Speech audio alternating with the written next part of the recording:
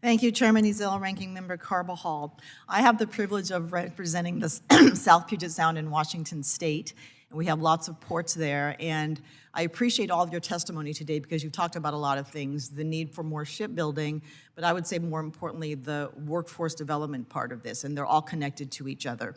In every industry or every panel I'm on, I always hear a conversation about worker shortage, and I'm gonna quote Mr. Rella, who said, "Get them while they're young." And I think that's a really smart strategy. Can you talk a bit, Mr. Schoeneman, about what concrete steps we at the federal government can take to make the merchant marine and maritime supporting skilled trades a more viable career path for younger people? When I host my Academy Night, there are students who show up and they don't even know what the Merchant Marine Academy is or that it exists. And so just some ideas about what you think we can do better to reach out to younger people. I think obviously, number one is make sure they know what it is. And I think, when it comes to Kings Point is the diamond in the rough. Like, people just don't realize. They think about the service academies, they think about Annapolis and Colorado Springs, and they think about West Point, but they don't think about Kings Point. And it's one of these things where I told my son, I was like, "You're looking for colleges. I know one that's pretty good. How about you check over here?" Right. When it comes to what Congress can do, I think obviously making sure that we have the ships and the cargo and the long-term jobs. That's the number one thing. Nobody wants to get started in an industry that people think is dying. Right. And I mean, Joe talked about it. Like, when you have serious construction in the shipyard, that means you got work for a long time. People are going to want to do those jobs. And the merchant marine is the same way. My guys want to know that ship is going to be moving and it's going to have cargo and that those routes are going to exist. And if they get started, they're not going to end up spending 10 years and then have to transition to do another job. So from our perspective, anything Congress does that supports the Maritime Security Program, that supports the tanker program, increase funding for those programs, getting the funding so that it's done properly every year, that keeps those jobs in existence, and that makes it possible for us to go out and recruit.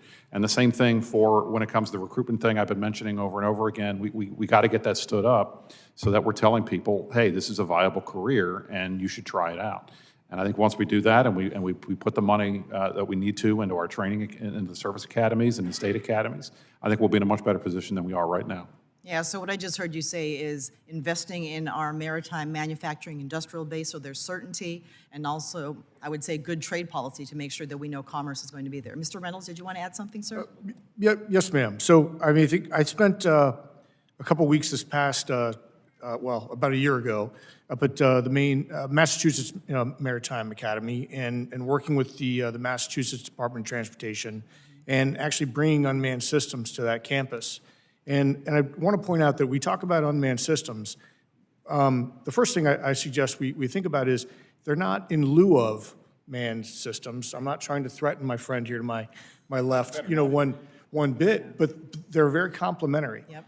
And unmanned systems can go where we already don't send people. Yeah. And they can provide some of the, it's trite, but I'll just say the dull, dirty, dangerous tasks. And I also believe that young people are interested and attracted to flying an unmanned aerial vehicle to inspect aids of navigation, operating unmanned underwater vehicles to go do surveys around wind farms or subsea infrastructure. And so I just wanted to add one, we're not trying to replace people. We think we can augment the maritime industry, and that including this at merchant marine academies or in education, I think would attract a younger generation. Thank you. Absolutely, and we have a younger generation that is very tech savvy. And so to your point, it's not meant to supplant, it's meant to supplement and make us more effective. And I just want to do one plug, and I'm going to come to you, Mr. Rella, that in Tacoma, Washington, where I'm from, and I'm the former mayor, so I did a lot of work with the ports, Tacoma Public Schools and the Port of Tacoma are partnering to create a maritime skill center, Maritime 253.